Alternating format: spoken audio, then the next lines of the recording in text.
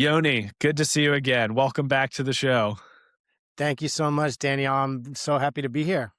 So I think this is we're having a first time moment here on the podcast because I think you're the first person that's done this, but you came on the show as COO of Prospect Schools. I don't remember when this was. This was pretty early on into the show. And you are currently transitioning out of Prospect Public Schools and launching Enrollment Design Studio. And so I was really excited to have you back on to talk about enrollment. Huge topic nationally for basically all leaders, can no longer be ignored. It feels like in every conversation I'm in, enrollment comes up. So I wanted to start by asking you to sort of reintroduce yourself, but also Yeah. give us the quick background on what spurred or was the catalyst for Enrollment Design Studio. Yeah. Really appreciate it, Daniel. So my quick background, I've been in education for 25 years, sort of gone through the every stage of, I was a teacher for 10 years, middle school language arts. Loved teaching, but I knew it wasn't my calling. I moved to working in nonprofit to work alongside schools. And then for about the last 10 years, I've been in charter school operations leadership. The last 7 years as chief operating officer for Brick Education Network and Prospect Schools. And I think throughout that time, really since I started in charter schools, enrollment has been a focus. And particularly, I've been here focused in the Northeast in New Jersey and New York. But as I've connected with ops leaders across the country, enrollment, not only for charters, but for districts and really all schools, is becoming more and more of a focus and a real need and necessity. And it's also something that I've been fortunate enough to be able to have some success in, and working with a really great team, particularly at Prospect Schools. We've been able to be successful in a really challenging market in New York City. And so as I have been reaching the point sort of in my life and my career where loving what I'm doing, but knowing I had a feeling that it was time to try something different. And I've thought for a long time about building something of my own and doing work on my own. Enrollment felt like the work that both met the need of of the market, and also my interests and some of the skills and successes that I've been able to have with my team. And so it really felt like a perfect match. And I'm super excited to get started on it.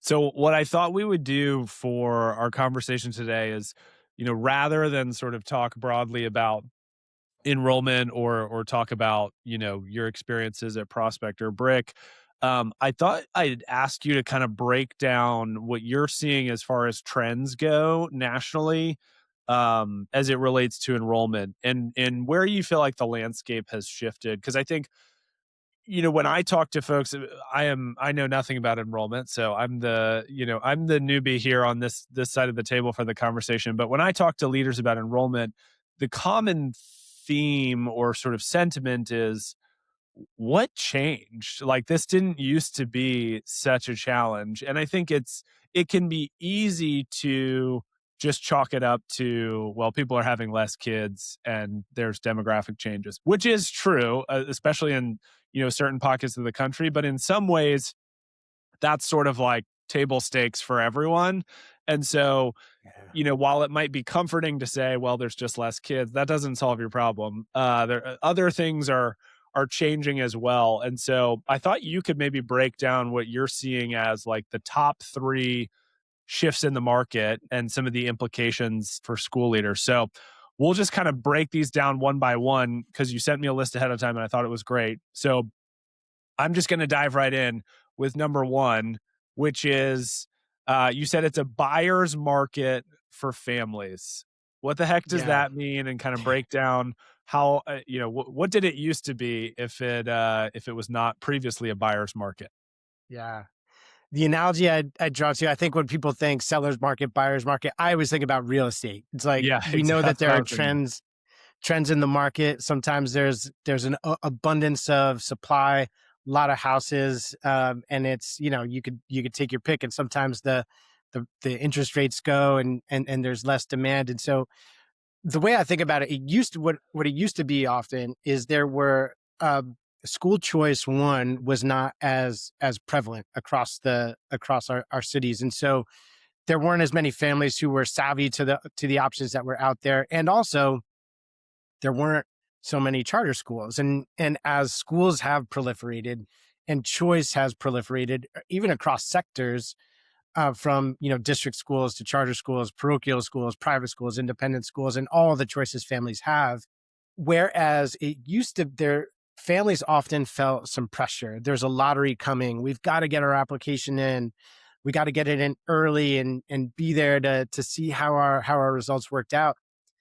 What I have seen, and I think speaking to other charter leaders and network leaders, what we have seen over the last few years is a change in behavior of families where they're often slower to put in applications, and they may actually be putting applications into fewer schools where they before they wanted to get plant a lot of seeds to see what might come up.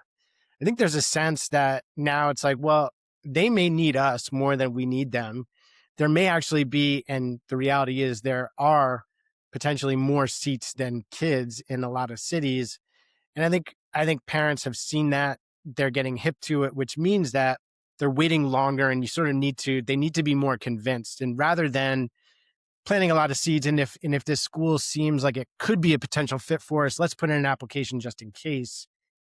They're making more selective decisions to where they're not even getting an application in until they're pretty sure that this is a choice for us. They may be putting in fewer applications to fewer schools because there may be a greater sense of confidence that at least one of those, or more likely, most of them are going to come back with offers in the end. Um, and so it means that they're being more selective. And I think that's the way I think about it from a family's perspective. They're feeling much more secure in their ability to get a seat, which makes it more of a buyer's market. I think it's that, like, who is on the more I don't want to say desperate, but like who understands that Yeah, yeah. they may need us more than we need them. Right. What are some of the practical data points that help schools validate whether they're in this situation? Like, and maybe you could speak to it on the family side, but also the school side.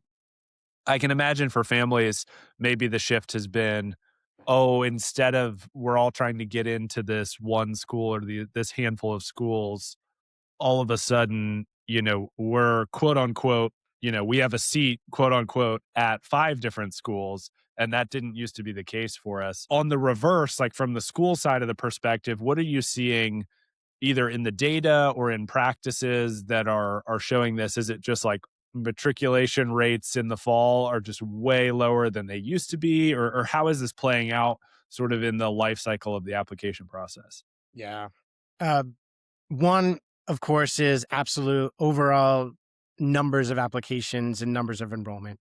So we can look over years, and as the trend goes, the total number of applications are reducing. We can sort of see that over time, and I think many schools are seeing that. But the other thing I think that's important is how those applications are distributed over time. So in the course of a season, generally every city or most cities are going to have, and most school systems are going to have a system where they have a certain date where they open up their application. They have a certain date where they're going to run a lottery, and then there may be open enrollment after that. And I think what we used to see, in my experience and speaking to others, is a greater concentration of early on. There'd sort of be this like influx of applications. Application opens, and families are ready to put their application in. And you're going to see sort of like some peaks and valleys as it goes through, but there's an early rush. Oftentimes there's a little bit of a dip, and then they'll start maybe coming back after holiday break. You're going to see that surge again. I think what we've been seeing is a different distribution over time, where it's a little bit flatter, and sometimes families are even waiting a little bit longer. I think the other thing, not just distribution over time, but the number of engagement points that you're going to need with a family before you see that application come through. So again, in the past, it may have been you launch your application, it's open on the website, applications start coming, and you can sort of plot these like actions. We put this advertisement out, we put this social media marketing campaign out, we start to see them come through. But then when you stack, we have we open it up and put it on our website. We have a marketing campaign. We're going to have a school tour. We're going to have an open house. And you start to see more of those like interaction points stack up before we see the applications come through. And it just helps us understand like, okay, that it's actually like families are gathering more information. They're being more selective. They're being more really wanting to be sure about the school before they're putting that application in. I think those are some of the things. And then after the offer comes out in some of the more qualitative, also in conversations with families, we know that they're fielding multiple offers and they're going to ask really like concrete questions comparing our school or your school to another school. We've had parents, and I've heard this from some other leaders, be like clear about, oh, hey, I'm talking to a few different schools and Right. I'm going to go to this open house this day and that. So we can see and hear both in the data and in those conversations, different these things are coming through. Do you feel like this is elongating, or maybe that's not the right term, maybe it's just forcing schools into better, year-round practices, but do you feel like it has turned the enrollment kind of cycle into it's a never-ending process? Like, as you're talking, I'm thinking through, Yeah. oh, whereas this used to feel like a window of, 4 to 6 months of the year where we're really focused on this, all of a sudden we're competing kind of year round. Is that how you feel like it's Yeah. shifting? 100%. I think that's really true. And that actually could be another trend is whereas enrollment used to feel like, or I think we generally approached it as a seasonal effort. Season opened, we get to enrollment, season closes, we get set for the next season. It truly is year round work at this point, which I think most enrollment leaders and networks are coming around to that fact. And so as I think about it, that sort of in all work, there's a little bit of a 80-20, 75-25, where every season is going to be different in certain ways. You're going to see new trends, behaviors of families are going to change.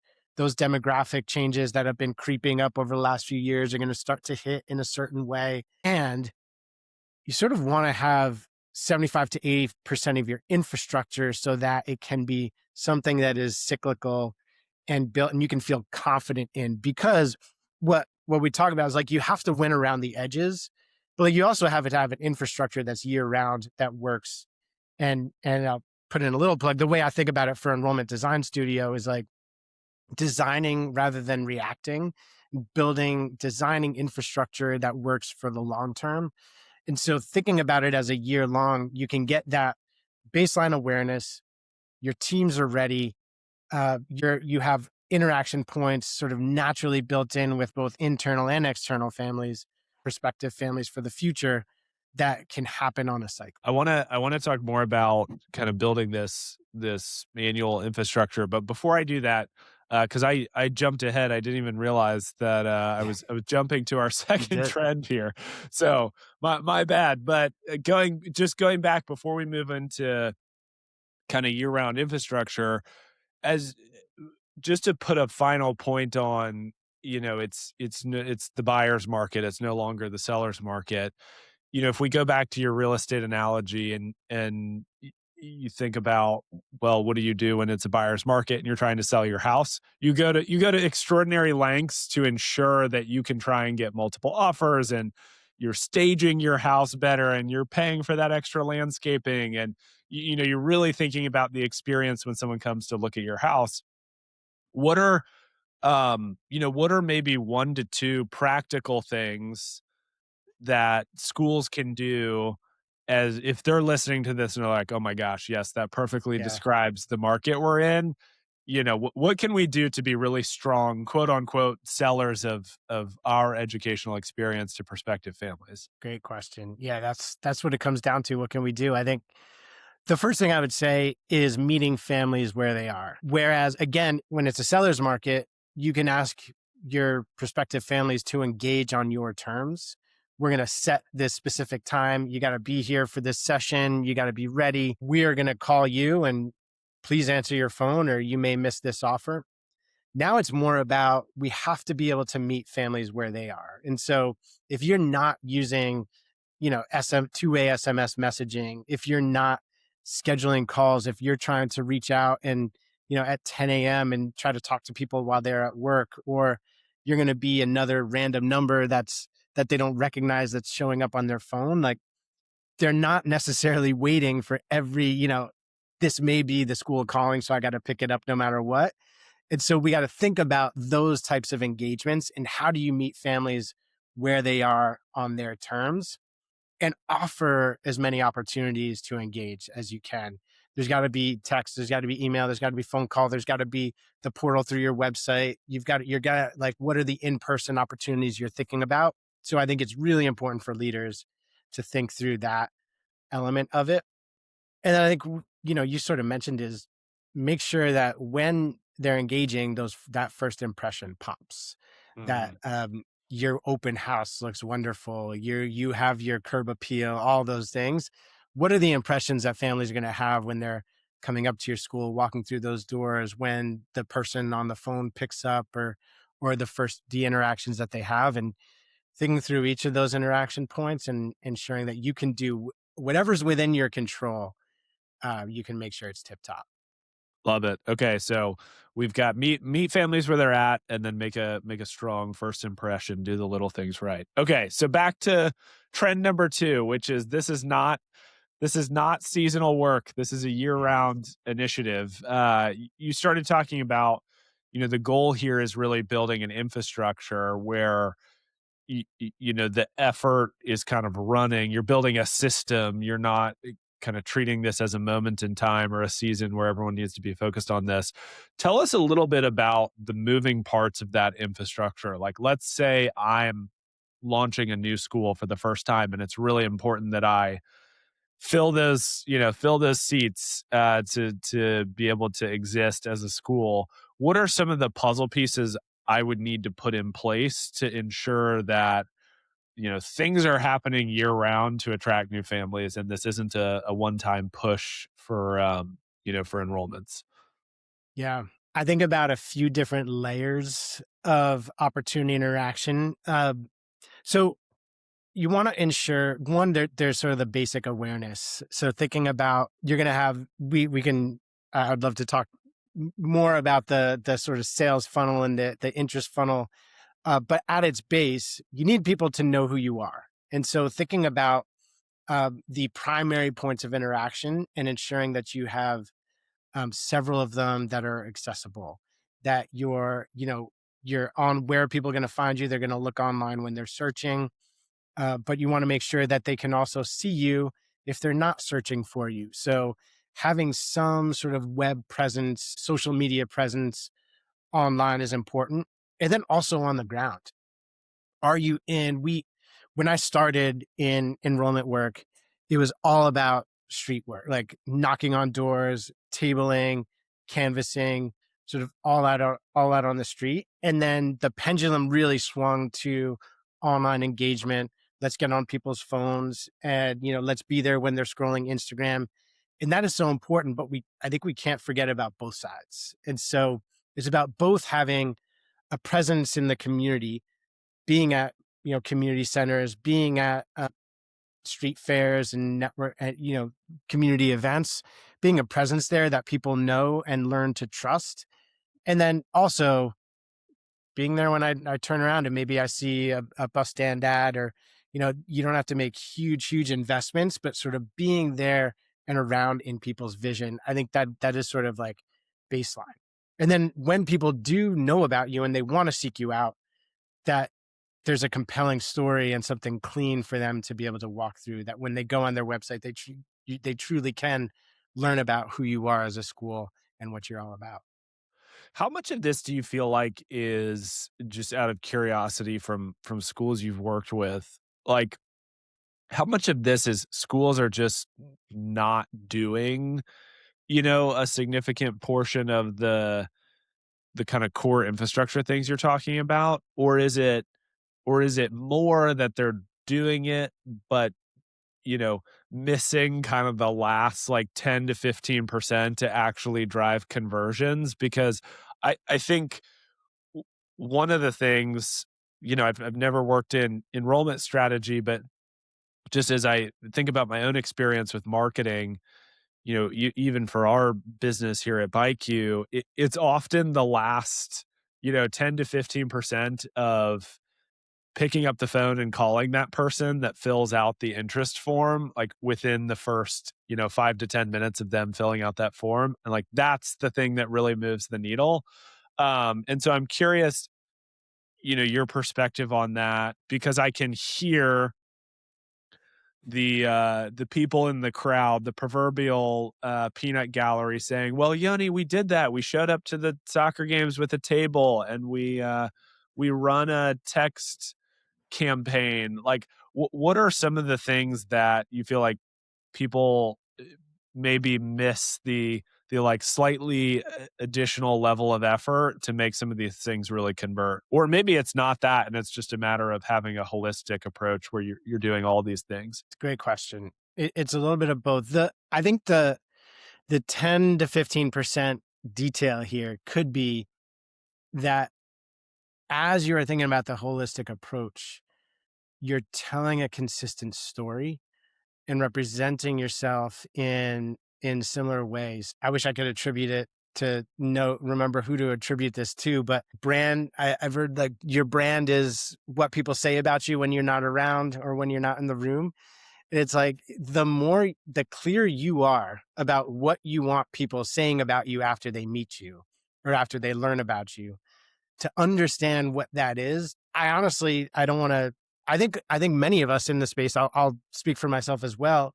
There were many years where I couldn't really define that precisely. Like, could talk about the school, tell the story about us, but like, what is the one takeaway I want people thinking about? What do I want them to tell their friend when they talk about the interaction that we had or what they saw or heard from us? The better you understand that, the more clear your message can be. And then the more consistent your message can be across each of those interactions and each of the medium that you engage in. Yeah, Uh, I think that's really, really good. And uh it's also an opportunity to not fall back to the same buzzwords that everyone uses. Like every school says we value excellence and we're academically rigorous. It's like what school wants to come out and say we're not, like just Yeah. show up. And so that consistent message, yeah, that I think that's a really yeah, I think that's a really strong recommendation. What would be either building off of that, maybe give us a couple examples, or what would be another, recommendation or two for how schools can address this kind of year-round trend? Like, this is not seasonal work. You need to build infrastructure. What comes to mind in terms of practical takeaways? Yeah. This is something that ops leaders and ops minded folks out there, I think, will appreciate is literally have a calendar, map out your arc of the year.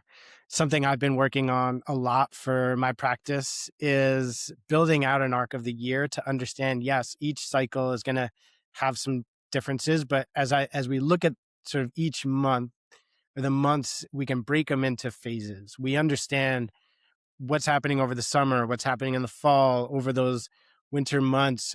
Think about family behavior at that time generally and ensure that you have some actions or some presence that's happening in each one of those phases. So you can break it down as you can slice it up into weeks, ideally start with sort of 2 to 3 month periods and look at that arc of the year and literally calendar it out and make sure list out the activities you're going to have. And certainly when you're in the core of the cycle, and there are going to be times that are sort of peak activity, you're going to have a much longer list with a lot more activity. But I think that's key, is ensure that you have some presence, some activity happening at every point of year and put it on a calendar so you can map it out and see it visually.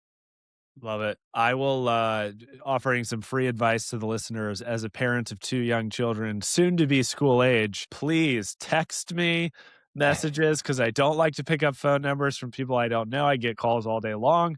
Yes. And don't be afraid to be annoying. I think this is like you're not selling me socks or or whatever something that I don't really need. Like with school, there's a thousand things going on for families, and I think sometimes there's a fear of getting unsubscribed from, or a fear of over reminding people about deadlines.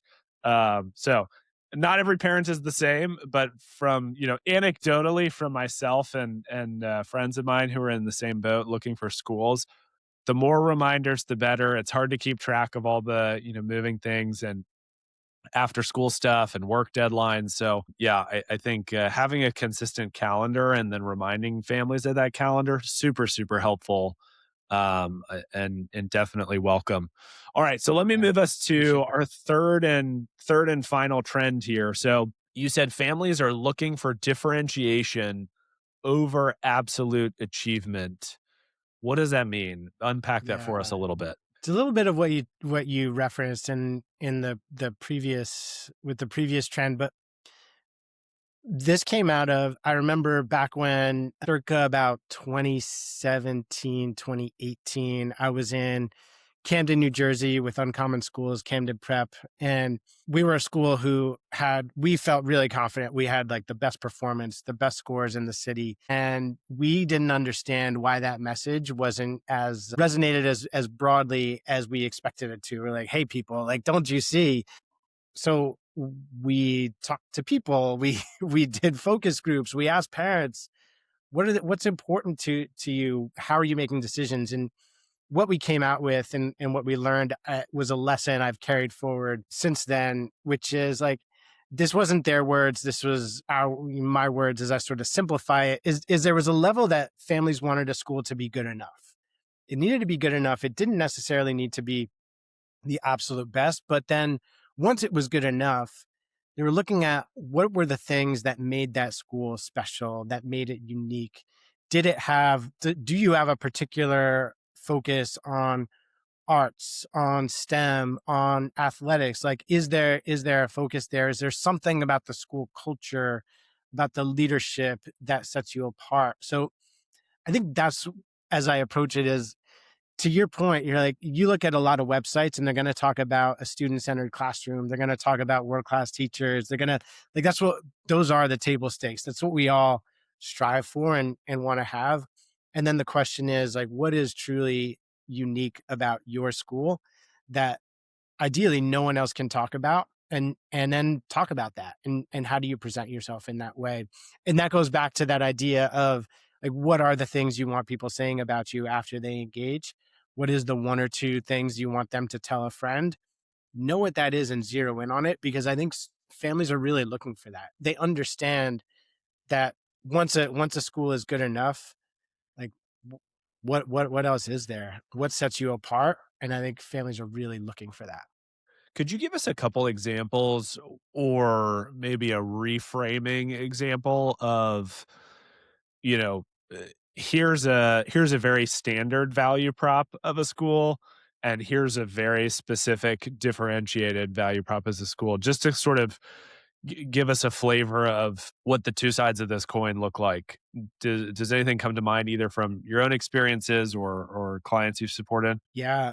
I think when we think about actions, it's often easier, like, what we do or what your students do, it may be easier to hold on to. So for example, I have seen schools and talked with leaders who have, like, experiential learning is something really important for their school. And so what a lot of schools may talk about is like opportunities to engage with the community or interactive and engaging field trips. But if you're a school where you can say once a week, our students are going to be engaging at the Museum of Natural History, or they're going to be going out to, the aquarium to observe, and whatever it may be, talking really concretely about this is what they will actually do. They're going to go on 20 college visits over the junior year of between freshman and junior year of high school. They're going to be solving these types of problems. I think that can be a way to differentiate yourself from the more generic, excellent, college access. because every most high schoolers are going to have counselors and access and talk about that, but put a number to it, be really concrete. I think that can be a switch that schools can make And is that's one. something I would imagine you can pull into, Facebook and Instagram ads, into video, like into s parent stories.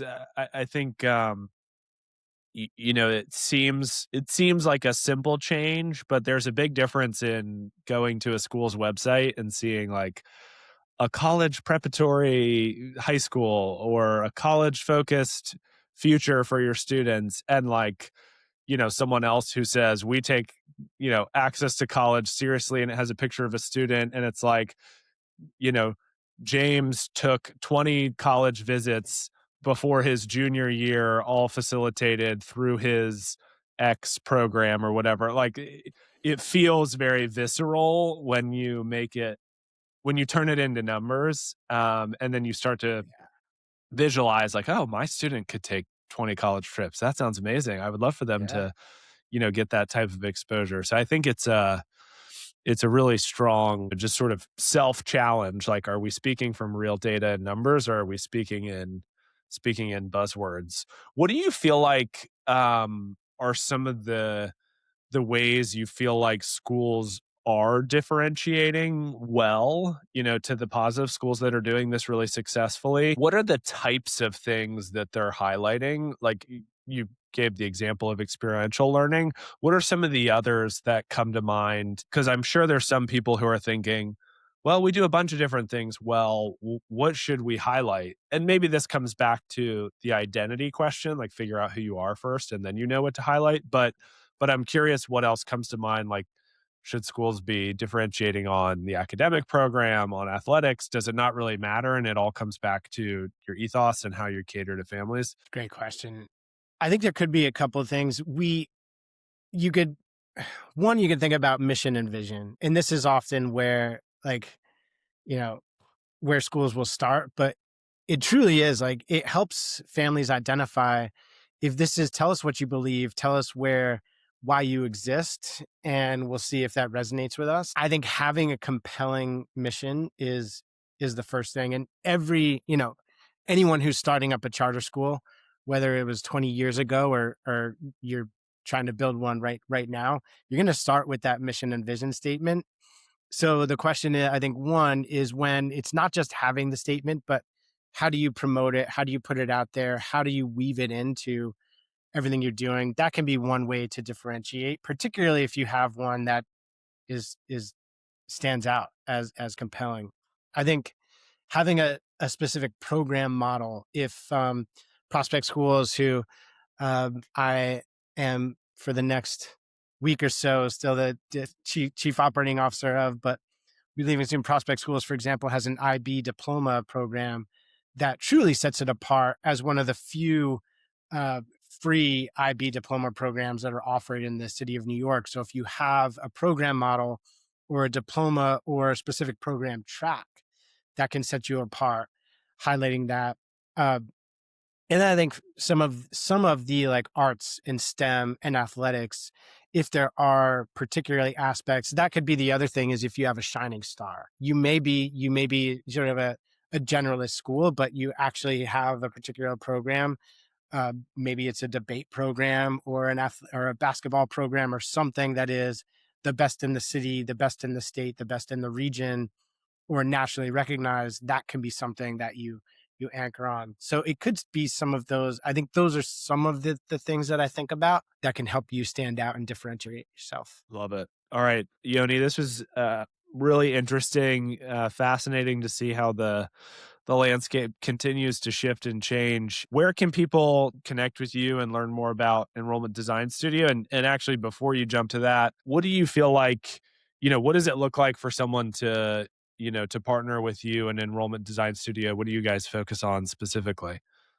Yeah. Um, so we offer a few different options. I think a couple of the ways that I am engaging with schools right now is one through a needs assessment. A lot of schools are in a place where they just like our enrollment is not hitting where we need it to hit. what do we need to do? We're not even sure where to start, or where we don't want to invest a ton of money in building in one direction or another, building out our team. Or so what I've been doing is partnering with schools to get under the hood. Let's look at your data. Let's look at your systems. Let me talk to your people, to be able to understand and build out sort of 4 3 to 5 core issues, and what are the core recommendations that you can do moving forward. Ideally, what I want to do is not set EDS, Enrollment Design Studio, up as a crutch that networks need to depend on for years to come, but to help build systems. So one is that. I think the second primarily is a longer term engage. Let's engage over half a season or a full season, so I can help ride alongside and build the systems as we go, to then be able to scaffold and hand off to the team at the end of that. And the third primary way is through coaching, and like sort of executive coaching of COOs or ops leaders, to try to get a lot of folks have the ops chops and the background in leadership, but just don't know really how to apply that to enrollment specifically. And I can Yeah. help to build that out. And so those are three that I've been offering and been engaging, and I'm excited to do. It's kind of crazy when you think about it that the COO is often tasked with enrollment marketing and enrollment strategy. Like that's something that always is a bit mind-boggling for me. Like in some ways it makes sense, but then in other ways it's like there's so many other things, technology, security, Yeah. transportation, food service. Any one of those is a full-time job. And then, and granted, once you're at a certain scale, you can hire people to run those things. But for a lot of charter schools, even decent sized CMOs, it really is the COO and maybe like a VP of ops or a senior director of ops that just ends up being jack of all trades. And so yeah, totally hear you on that. It's even if you feel like you do have the chops, you may not have the time to devote to building out the infrastructure. So certainly a lot of need in the market right now. I think it's awesome what you're doing. And where can people go to connect with you or learn more? Yes, you can find me at enrollmentdesign.com. Shoot me an email at yoni@enrollmentdesign.com. And I stay relatively active on LinkedIn. I'm often checking my messages and try to get a post up there about once a week. So I'd love if you check me out on LinkedIn, follow me. And Enrollment Design Studio is also on LinkedIn, although I'm in the very early stages. So not much activity there, but you can find us in any one of those places. Awesome. Yoni, thanks again for coming on. Daniel, thanks so much. Appreciate it. Thanks for listening to Charter School Insider. This show is brought to you by BuyQ, the group purchasing organization specifically for charter schools. Want to learn how to maximize your school's purchasing power? Join together with thousands of other charter schools by visiting buyq.org/sign up. BuyQ's purchasing program is free and has no obligations or commitments required. If you enjoyed today's episode, do us a favor and subscribe on your podcast listening platform of choice. If you have a question or feedback for us, we'd love to hear from you. Send us an email at podcast@byq.org. Thanks, and we hope you'll tune in for the next one.